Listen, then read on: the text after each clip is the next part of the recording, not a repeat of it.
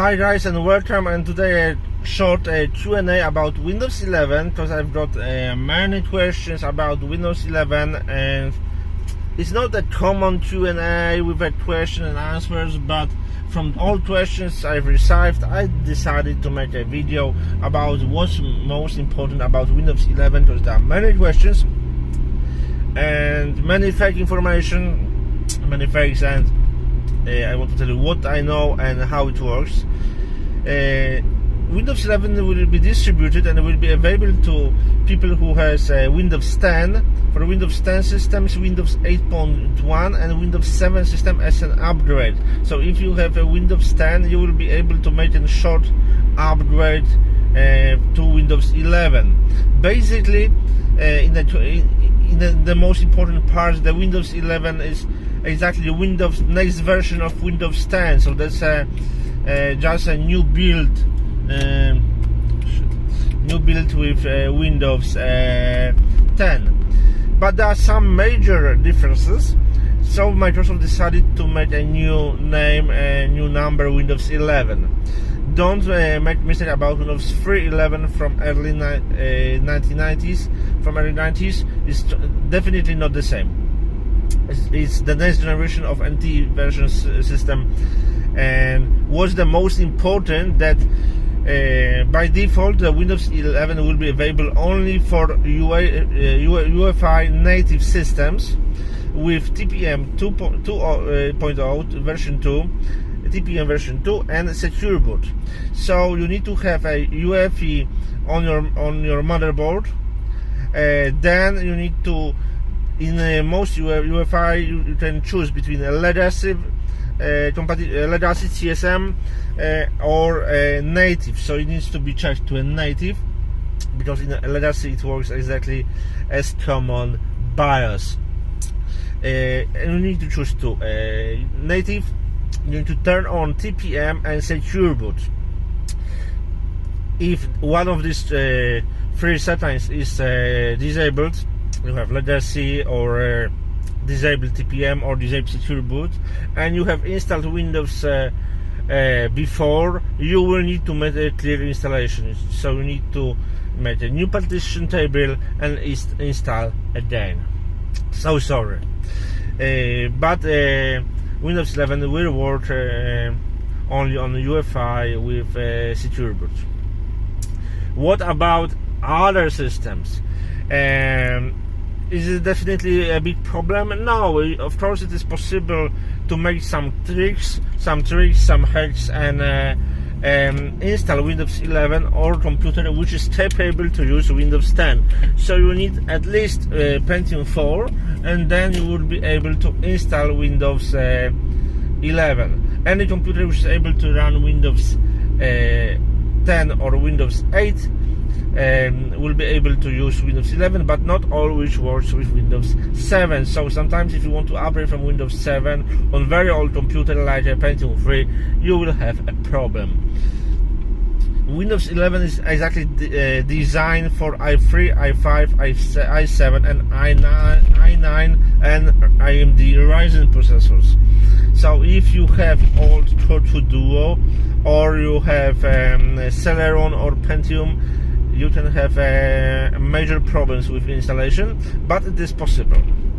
It is possible. It's not possible only with processors which doesn't support Windows, at least Windows 8. So if you can make an upgrade, you can make a clean installation.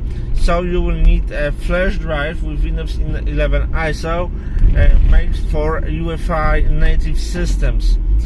Then, if you want to install on UEFI in legacy settings, sometimes there are some weird computers about 4 or 5 years old, which has a UEFI, but they are automatically set up for legacy compatibility by manufacturer, and there's no switch to turn on native.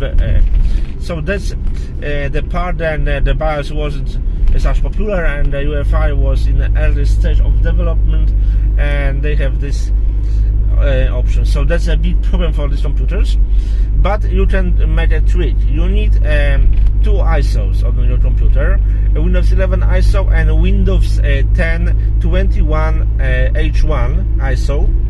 Then you need to prepare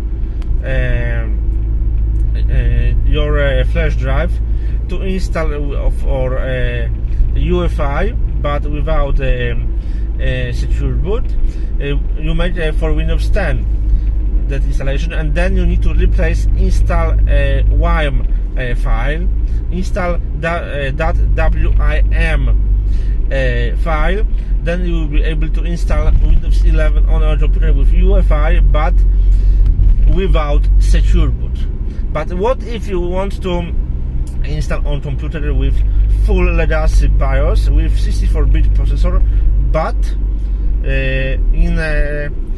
with a legacy BIOS and there's no UEFI on it? For example, some Corfu Duo processors or early release of this new i5 first and second generation. What then?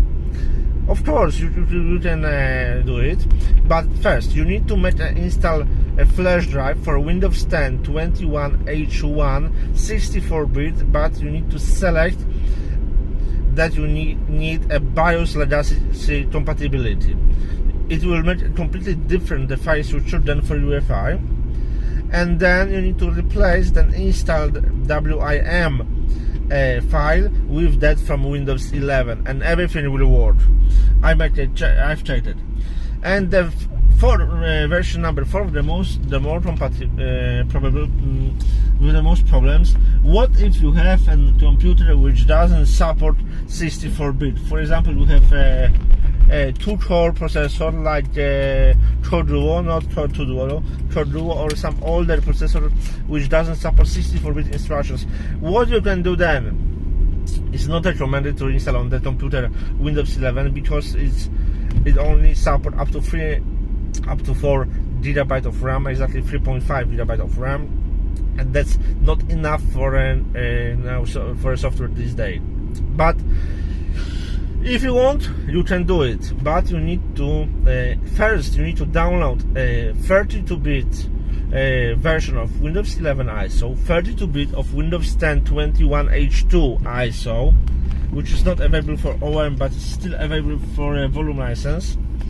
Then you need to prepare your flash drive with that Windows 10 21H1 32-bit ISO. You need to set 32-bit and you need to select BIOS legacy, because all 32-bit platforms are only BIOS legacy. There are no UEFI.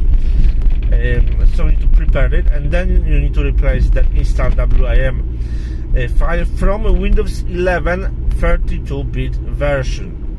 So it's very important to don't make any mistake, and then everything will work. You will ask me, did you check that? Yes, I've checked everything, and everything works absolutely fine.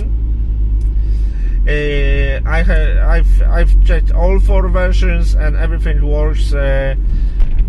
If you have a Windows 10 Pro, I will recommend you to upgrade it by changing the key from Windows 10 Pro to Windows 10 Pro for Workstation.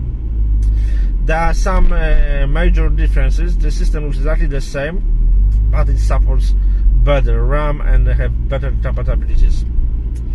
You don't have to install anything, just you need to change a key and everything will work. So it's absolutely wonderful with that Windows 10 installation. And then when you upgrade to Windows 11, you will upgrade from Windows 11 to Windows 11 Pro for Workstation. So it will be absolutely great. Major differences: the menu start. You will have a new menu start in Windows 11, but similar to that in Mac OS. But that's also an option to make a compatible mode. You need to change one key in the registry, and you will have that old Windows 10 menu starts on. Everything is possible. It's not so hard. Everything is possible. So I think it's really nice. The system is much faster than Windows 10 on this same computer. So if your computer is capable to run Windows 11, it will be much faster. I've made some benchmarks and I've shared this on many platforms at the company, and Windows 11 is much faster than Windows 10, so I can recommend it to you. You will ask me about the compatibility of apps. There's another thing. All apps which is compatible with Windows 10 will be compatible with Windows 11, because there are some changes and it's much faster and it gives some new functions, but new options and some settings. But the thing is that the core, the kernel is the same than from a Windows 10, so everything will work correctly. At this moment, it's available only Windows 10 RTM for developers, but in a days, today is June 22nd, and after 2 days there's a big event at Microsoft, and we will see the new version, and it will be able to download it, and we will be able to do everything. So of course I will make the final test on this released version, and we'll see.